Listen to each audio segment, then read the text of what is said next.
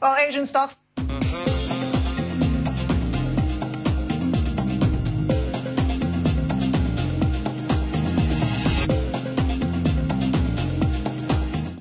From zero. First of all, it's a pretty quiet week. Markets managed to move higher, but you think that the U.S. markets are poised for a correction, and that would in turn filter down to the Asian markets? Yes. First of all, it's good to be here. Thank you for having me. When I was on the show last time, we were also seeing the global equity markets going from one high to the other, and now a few weeks later, I'm back, and the markets have just continued going up. Now, a few weeks back, my suggestion was very simple: keeping. Brand new from Cnbc. It's the first major market in the world to open each business day. Cnbc.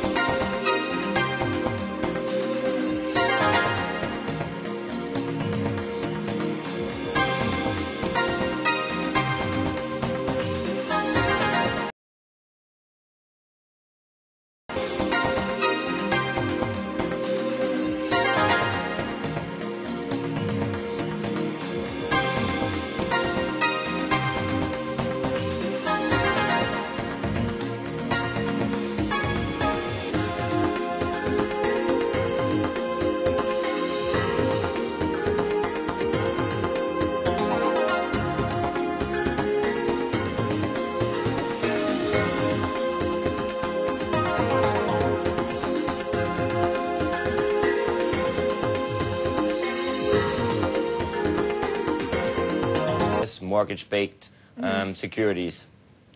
Nico, I got to ask you, how much of a correction are we going to see? I mean, how big, to what extent?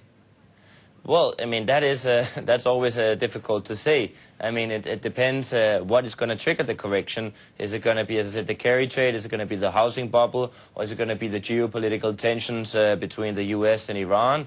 It's also hard to say when it will happen. So it's for us, it's timing the market is one of the most difficult things.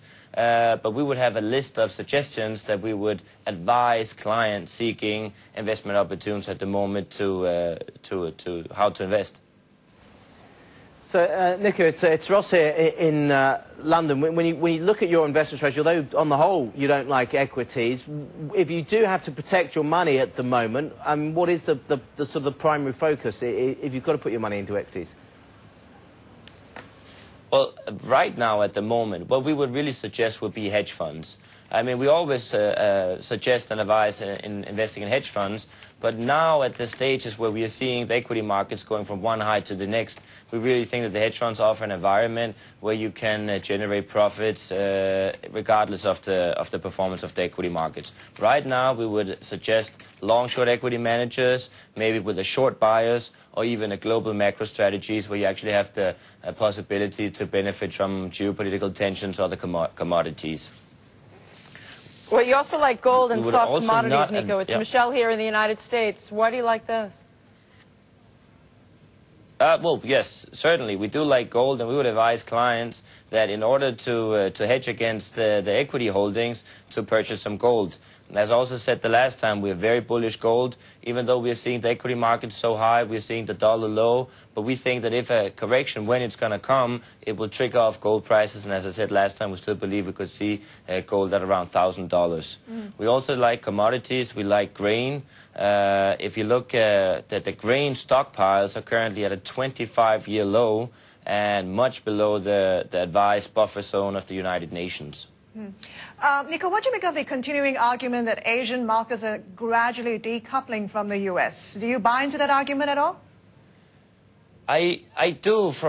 I would say yes, but what I would say is important that if anyone would invest in the Asian market, it would be important to seek out local Asian demand-oriented strategies, such as the banking sector, maybe the telecommunications sector, or even the property sector. I would not advise clients at this stages to go in and look for exporters, and I would certainly not advise clients with a short-term view. It should really be for the long term. All right, Nico, we hear you. Thank you very much for being with us. Nico Harachi, Managing Director, K1 Fund Distribution Limited, talking to us live from Hong Kong.